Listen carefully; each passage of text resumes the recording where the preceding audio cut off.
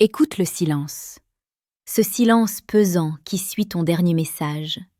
Ce vide humiliant quand tu attends une validation qui ne vient jamais. Tu connais ce sentiment, cette boule au ventre qui te murmure que tu as encore perdu, que tu as encore été trop gentil, trop disponible, trop prévisible. Regarde autour de toi. La majorité des hommes vivent dans ce brouillard constant. Ils passent leur vie à essayer de décoder des énigmes qu'ils ne comprennent pas. Ils pensent que la séduction est une affaire de mots, de phrases d'accroche, de sourires niais et de compliments gratuits. Ils ont tort. Et c'est pour cela qu'ils échouent. C'est pour cela que tu échoues. On t'a menti toute ta vie. La société, les films, tes amis et même les femmes. Surtout les femmes. On t'a dit qu'il fallait être à l'écoute, qu'il fallait être doux, qu'il fallait montrer tes sentiments. C'est le poison le plus efficace jamais administré à la virilité moderne. En agissant ainsi, tu ne deviens pas un partenaire potentiel, tu deviens une option, un dossier classé dans la catégorie « sans danger ». Et dans la psychologie féminine profonde, archaïque, celle qui réside dans le cerveau reptilien, sans danger signifie sans désir. Il n'y a pas d'attraction sans friction, il n'y a pas de fascination sans une part d'ombre. Aujourd'hui, nous n'allons pas parler de conseils de surface. Oublie les astuces de dragueurs de plage. Ce que je m'apprête à te révéler ne se trouve pas sur les blogs populaires, ni dans les vidéos de coaching grand public. Nous allons descendre dans les abysses. Nous allons toucher à ce que j'appelle le savoir des ombres. Tout ce que je vais t'exposer dans les minutes qui suivent n'est pas une théorie. C'est une extraction chirurgicale de la réalité. Ce sont des principes immuables tirés directement de la source, la seule qui compte. Le manuel sexuel du stoïcien impitoyable. Ce livre n'est pas une lecture, c'est une arme. C'est le code source de la dynamique homme-femme que l'on a essayé de te cacher. Si tu écoutes cette vidéo jusqu'au bout, tu auras un aperçu de cette puissance. Mais attention, une fois que tu auras vu la matrice, tu ne pourras plus jamais l'ignorer. Tu ne pourras plus jamais regarder une femme de la même manière. Tu vas passer du statut de spectateur souffrant à celui d'acteur dominant. Prépare-toi, ferme la porte, éteins les distractions. Nous entrons dans le vif du sujet. Le désir féminin n'est pas un interrupteur que l'on allume avec de la gentillesse. C'est un mécanisme de serrure complexe qui ne réconagit qu'à une combinaison spécifique de tension, de mystère et d'autorité. Si tu cherches des signes qu'elle te désire, cesse de regarder ce qu'elle fait pour te faire plaisir. Regarde plutôt comment elle réagit à ta présence, à ton absence et à ton énergie. Voici 3 leçons fondamentales, 3 clés issues directement des archives du manuel sexuel du stoïcien impitoyable. Le premier signe et la première leçon est contre-intuitif. L'homme moyen panique dès qu'une femme le challenge. Dès qu'elle devient froide, sarcastique ou qu'elle remet en cause ses choix, l'homme faible s'effondre. Il s'excuse, il se justifie, il cherche à réparer l'ambiance. Il vient de signer son arrêt de mort relationnel. Dans le savoir des ombres, nous comprenons une vérité fondamentale. Le manque de respect apparent est souvent une invitation déguisée à la domination. Quand une femme te lance une pique, quand elle teste tes limites, elle ne cherche pas à te rejeter. Elle cherche à vérifier ta solidité. Elle secoue la cage pour voir si la bête à l'intérieur est réelle ou si c'est juste un costume. Elle a besoin de savoir si tu es un rocher ou du sable. Si ces émotions, ces tempêtes peuvent te faire vaciller, alors tu ne peux pas la protéger. Et si tu ne peux pas la protéger de ses propres chaos émotionnels, elle ne peut pas te désirer. Le manuel sexuel du stoïcien impitoyable, dans son chapitre intitulé « Granit émotionnel, la forteresse intérieure », décortique ce mécanisme avec une précision chirurgicale. Le principe est le suivant. L'indifférence amusée. Tu ne dois jamais réagir au contenu de ces mots, mais à l'intention derrière. Si elle dit « Tu portes toujours cette vieille veste ?» L'homme faible répond « Ah, désolé, c'est vrai qu'elle est vieille, je devrais la changer. » Il cherche l'approbation.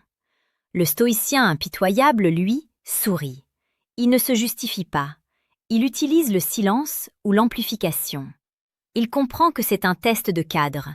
Le signe qu'elle te désire ici, c'est la persistance du test. Une femme indifférente ne teste pas, elle ignore.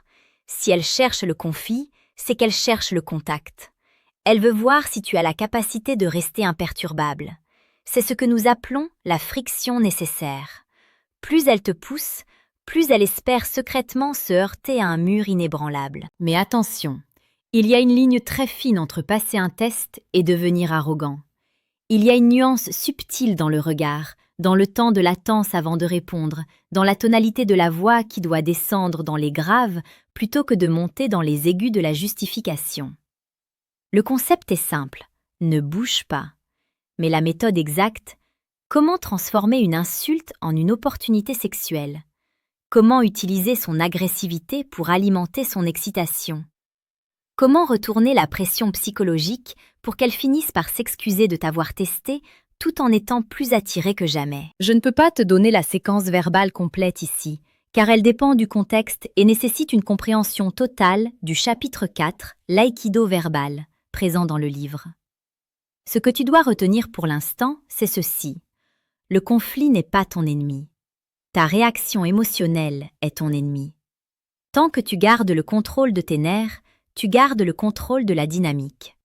Le signe caché, c'est son insistance à te provoquer. C'est un appel au secours de sa biologie qui hurle « Montre-moi que tu es plus fort que moi ». Passons au deuxième principe. C'est peut-être le plus sombre, mais aussi le plus puissant.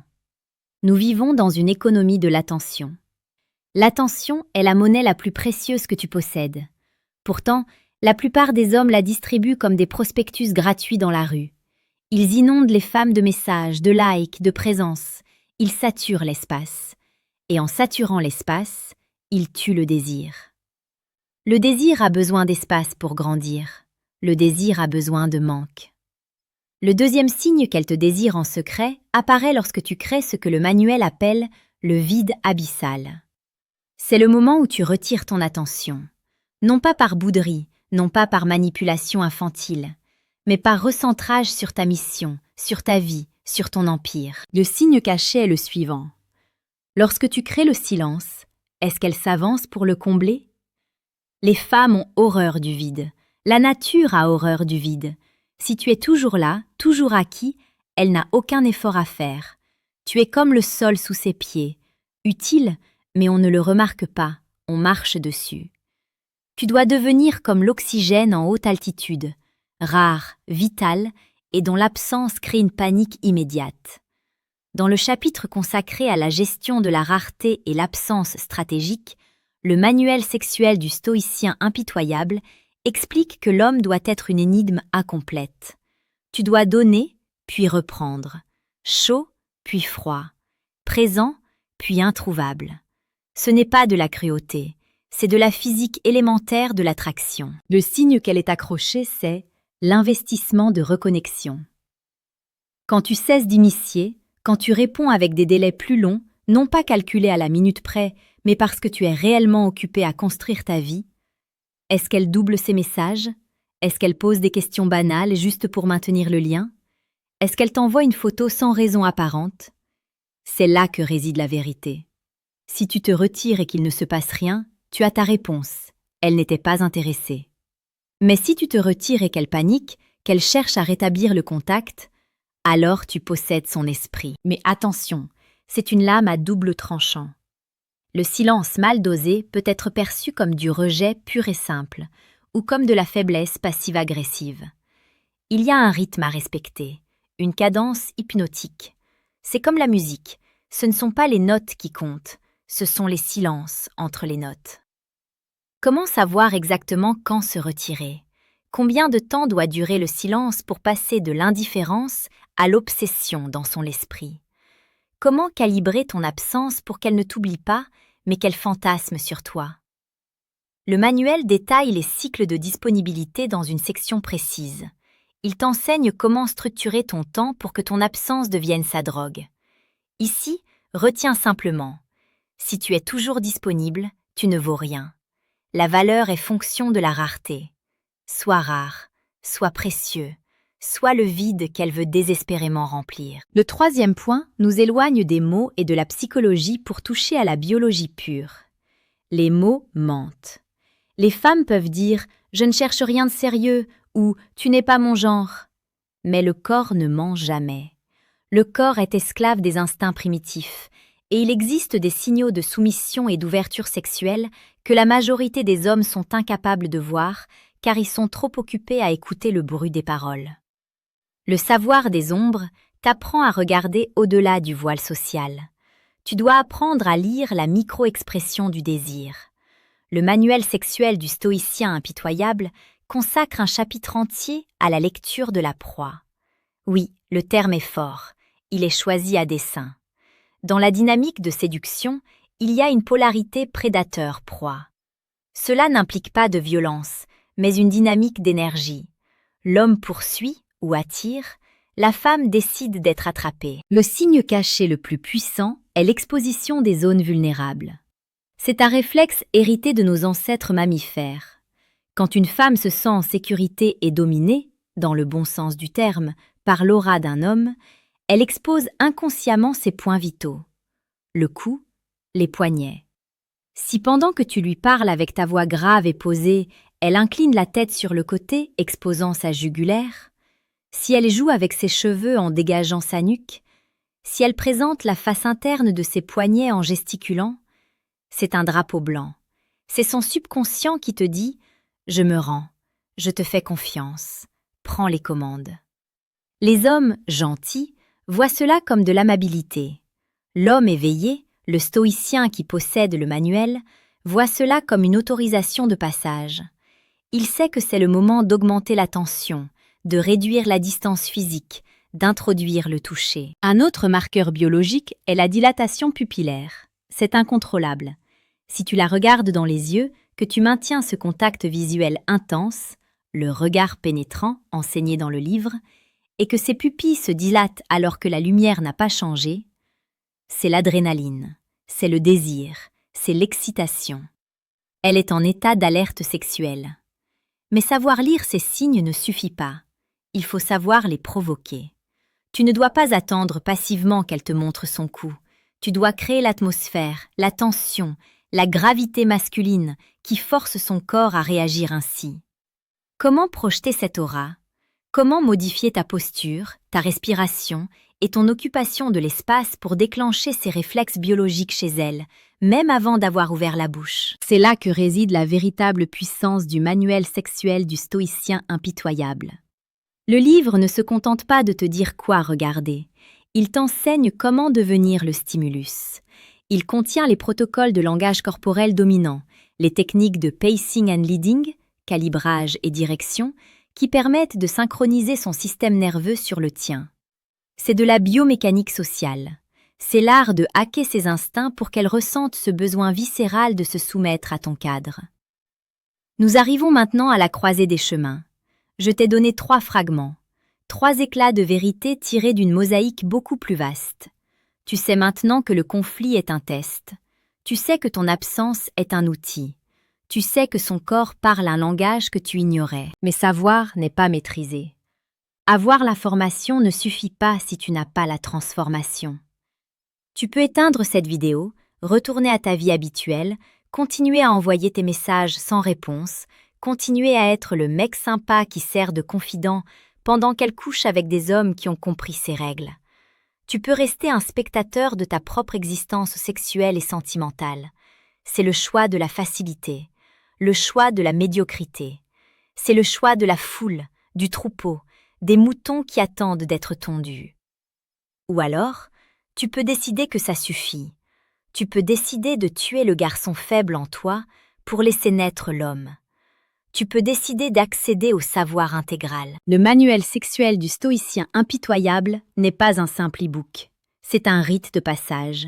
C'est une compilation dense, brutale et sans filtre de stratégies psychologiques avancées.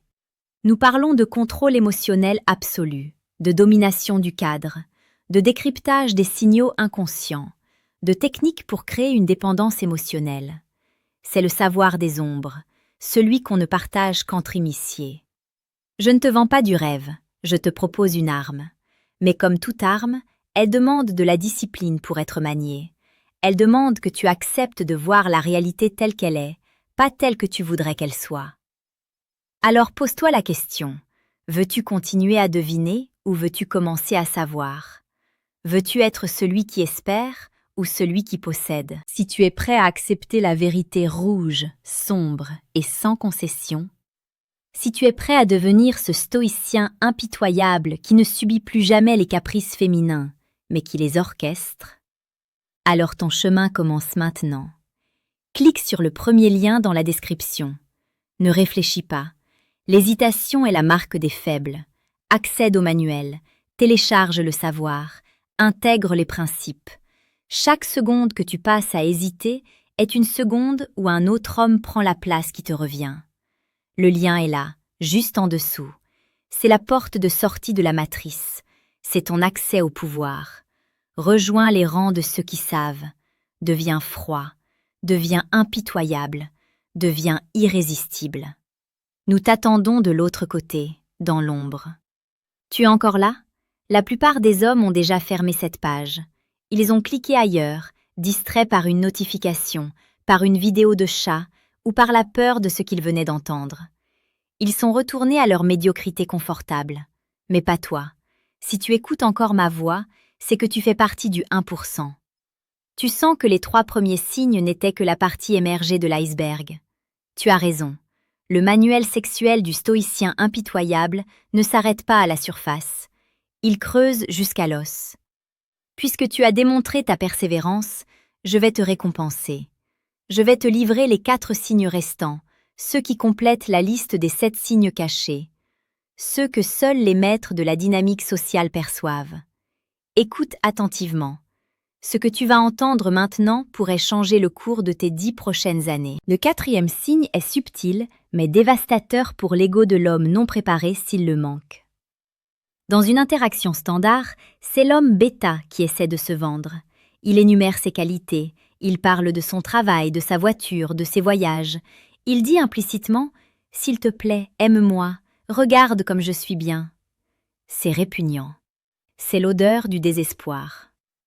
Le signe qu'elle te désire, c'est quand la polarité s'inverse, c'est quand elle commence à se qualifier auprès de toi. Remarque ce changement de ton. Soudain, elle ne te parle plus de la pluie et du beau temps. Elle commence à te raconter des histoires qui la mettent en valeur. Elle te dit qu'elle sait cuisiner. Elle te mentionne qu'elle est fidèle en amitié. Elle te parle de ses ambitions professionnelles avec une ferveur particulière. Pourquoi fait-elle cela? Elle ne le fait pas pour ton information. Elle le fait pour ton approbation. Dans le chapitre 7 du manuel, intitulé « Le juge silencieux », nous expliquons comment devenir l'arbitre de sa valeur. Quand elle commence à se vendre, l'erreur fatale est de la valider immédiatement. « Oh, c'est super, tu es génial !» Non, tu viens de tuer l'attention. Le stoïcien impitoyable écoute, hoche la tête et offre une validation mesurée, conditionnelle. C'est intéressant. J'aime les femmes qui ont de l'ambition. C'est rare. Tu valides le trait de caractère, pas la personne entière. Tu gardes la main haute. Si elle cherche à te prouver sa valeur, c'est qu'elle a inconsciemment accepté que tu es le prix à gagner. C'est le signe ultime de la présélection sexuelle. Point 5. La jalousie proactive, la gardienne du territoire. Le 5e signe est souvent mal interprété comme de la toxicité par les hommes faibles. C'est la jalousie. Mais pas n'importe laquelle. Pas la jalousie hystérique et larmoyante. Je parle de la jalousie territoriale, froide et calculatrice. Une femme qui ne ressent rien pour toi se fiche éperdument que tu parles à d'autres femmes. Elle peut même t'encourager, te donner des conseils de drague pour tes copines. C'est la friend zone absolue. Mais si elle te désire, l'idée qu'une autre puisse toucher ce qu'elle considère comme sa propriété potentielle lui est insupportable. Observe ses réactions quand tu mentionnes un prénom féminin. Pas besoin de dire que tu as couché avec quelqu'un, juste un prénom. J'étais avec Sophie hier. Observe la micro-pause. Observe le changement de température dans la pièce. Est-ce qu'elle pose une question trop rapide? C'est qui Sophie? Ou pire, est-ce qu'elle devient soudainement silencieuse et distante? Est-ce qu'elle critique subtilement les autres femmes qui passent dans votre champ de vision? Elle a l'air vulgaire, celle-là. Je n'aime pas ce genre de fille. Ce n'est pas de la méchanceté gratuite. C'est de la compétition intraspécifique. Elle élimine la concurrence. Le manuel sexuel du stoïcien impitoyable t'enseigne la technique de la triangulation fantôme. Comment utiliser cette jalousie latente pour multiplier son désir par 10 sans jamais être irrespectueux, sans jamais mentir, juste en laissant planer le doute sur ta disponibilité. Si elle sort les griffes, c'est qu'elle veut la viande. C'est aussi simple que cela. Nous vivons à l'ère du digital. Ignorer ce terrain est une faute stratégique grave. Le 6e signe se cache dans ton téléphone. Mais attention, ne confonds pas bruit et signal. Une femme qui like toutes tes photos n'est pas forcément amoureuse. Elle peut juste être accro aux réseaux sociaux. Le vrai signe, c'est la vigilance de l'ombre. Si tu es prêt à accepter la vérité rouge, sombre et sans concession, si tu es prêt à devenir ce stoïcien impitoyable qui ne subit plus jamais les caprices féminins, mais qui les orchestre, alors ton chemin commence maintenant. Clique sur le premier lien dans la description. Ne réfléchis pas. L'hésitation est la marque des faibles. Accède au manuel, télécharge le savoir, intègre les principes. Chaque seconde que tu passes à hésiter est une seconde où un autre homme prend la place qui te revient. Le lien est là, juste en dessous. C'est la porte de sortie de la matrice. C'est ton accès au pouvoir. Rejoins les rangs de ceux qui savent. Deviens froid, deviens impitoyable, deviens irrésistible. Nous t'attendons de l'autre côté, dans l'ombre.